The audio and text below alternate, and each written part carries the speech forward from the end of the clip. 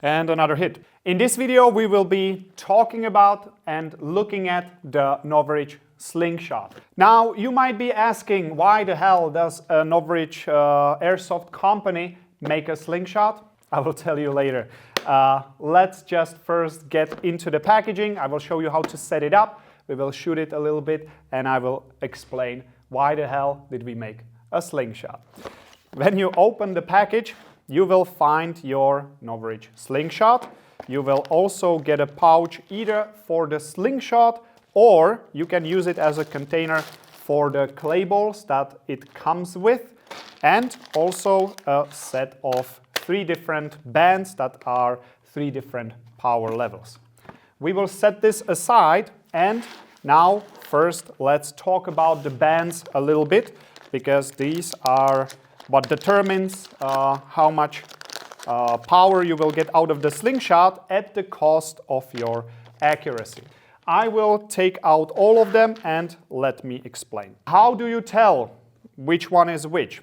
Well, it's quite simple. You just put them next to each other and you will be able to clearly see the thickness difference. The thinnest band is the least powerful one. That will allow you to be the most accurate with, because you just don't need to hold so much energy, or it's just way easier to draw and release steadily. Then you will have the middle one, which is actually this one, and then it's the powerful one that is considerably thicker just by looking at it than the other 2.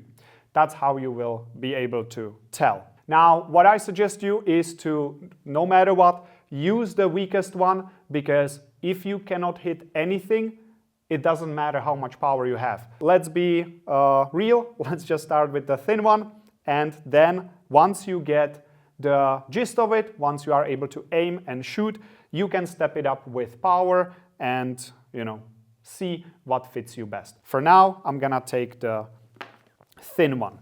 All right, how do we put it in? Here we have a stash for an Allen key, which is something we were always struggling with.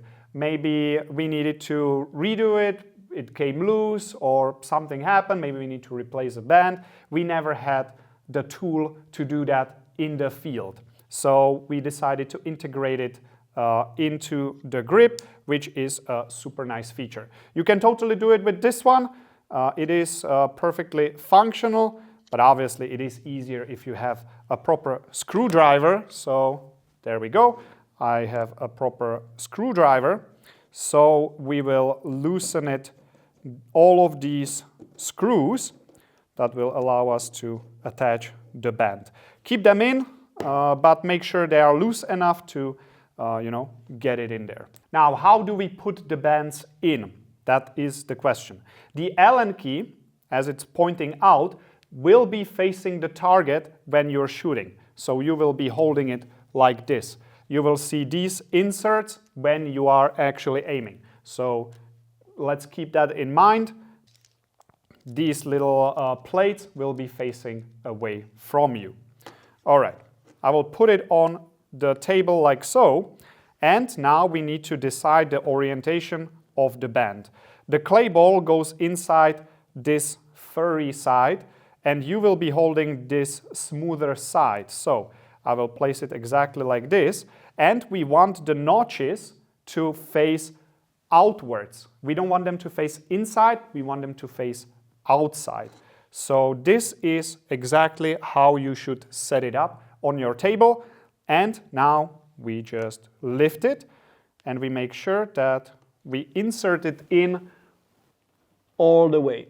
Just look from the side and make sure that both of them are basically, or both of the sides are touching the screw, and it's nice and straight, like you can see in this example. And now we can tighten the screws. Do not over tighten it. If you would put really a lot of force, it could break the band or compromise the band. It should just be tight, but not overly tight. the rubber is not really as slippery as you might think, so it will hold it securely in there. I personally been shooting slingshots for about 2 years now, and I never had the case of the band just, you know, releasing and slapping me in the face, and I never over tighten the screws. It's just not necessary. All right. There we go. Now we have it inside. Use like 3 fingers, tighten it, check everything, and there we go. Now our slingshot is set up. There is no twist in the band. These notches or these tying bows are facing outwards, and this furry thing is inside. Before we draw the first time, what you should do is actually just test it. Just pull a couple of times without ammo in the pouch and make sure that the bands are in there correctly and they just don't rip out. All right, and then this is how you would be aiming. That's how you set it up, and now you are basically ready to shoot. Before you start though, make sure that you are wearing safety glasses, because especially at the beginning when you are learning, it can happen that you get a fork strike and it will just hit the side of here or here and it could ricochet on you. Just wear safety glasses. That is definitely the responsible thing to do. Now let's answer the question, why did we make a slingshot? One day when I was playing with Christoph, we were on the field and there was a break, nothing was really happening. We were just waiting and standing around. He comes to me and he's like, "Hey Joseph, I started shooting slingshots." And I'm like, "Really? Slingshots? You mean the ancient technology that you can never hit anything with?" He told me you can actually start hitting things with it pretty accurately, and that's what got me interested. Long story short, we went out, we started shooting slingshots. I saw that it can actually be pretty accurate, and from then on, we were taking slingshots with us for hikes, for airsoft games, for holidays. Yes, I actually do pack one of these slingshots for holidays, the 3D printed prototype one when I was testing it. I actually do pack it and take it with me. And also, I always have it in the car along with some clay balls, because there is always a time when there is nothing happening and we're kind of standing around, you want to do something, shoot. This is perfect to have with you. Why did we make our own? We tested plenty of different slingshots. We got really deep into it, and there was always something we kind of didn't like. First and foremost, it was the size. We wanted something flat that you can literally just put in your pocket and you don't even know about it. When you go for a hike, put it in the pocket, put a few clay balls in your jacket or in your pants, and you have instant fun on the way. So that was the first thing. Then, if you watch the video below how to shoot a slingshot, there is a perfect one that we used to get started. So we will not make our own, because that guy, he can shoot way better than us. The next thing was through the fork or over the top. We all ended up using over the top, which is this style. The bands are placed here, not here, because it was just easier to follow the line and aim with the line rather than with the full band and trying to figure out where the center is. So that's why we did that. Also, we wanted the integrated Allen key and have it minimalistic. That's the story why we started making slingshots, because we actually take them everywhere and we use them all the time. This is all you need. Then you take a can, you just place it somewhere, or you can get one of the Novritsch poppers. Those work pretty well, and you can start having fun anywhere you go. Doesn't weigh anything, relatively inexpensive. That's why we made a slingshot. What is nice about these clay balls is that it's made of clay, and on impact, when they hit something hard, they just turn into powder and they don't really pollute the environment. So you don't have to pick them up, you can just leave it out in the forest and you don't have to feel about it, because this is literally just clay. Now to show you, let's just crush one of them. There we go. And as you can see, this just dissolves and there is no trash left behind. If you want to step it up and you really get into it, you can consider steel balls or even lead projectiles. You can find so much information on especially YouTube. There is people who go down deep the rabbit hole of what is the best diameter, what is the best material, at what bands. If you are curious about the simple solution, steel 10 or 11 millimeters for more accurate, even more accurate shooting.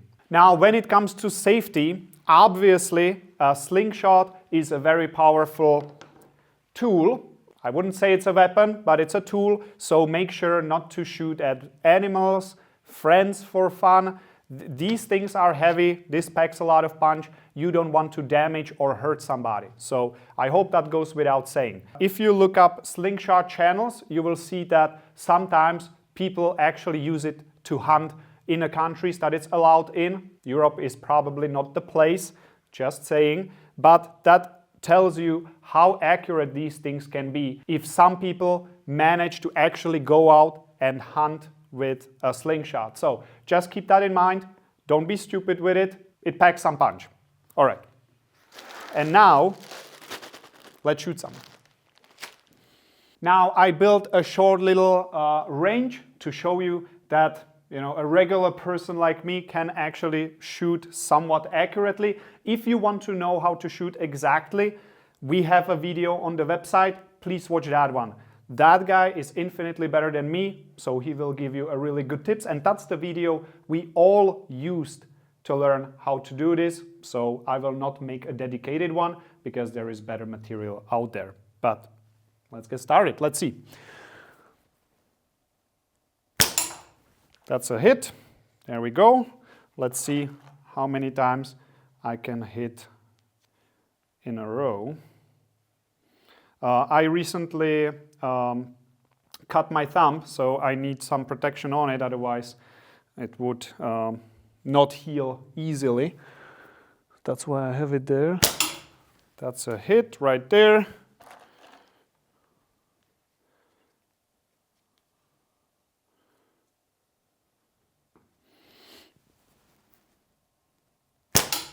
And another hit.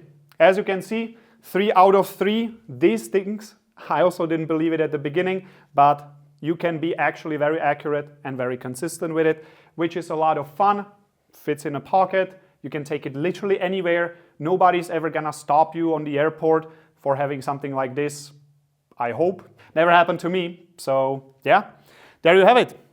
If you want something to fill out the time when nothing's happening at the airsoft field, or at home, to practice, to pick up a new skill, this is a super fun one. Ask me how I know. Get one of these.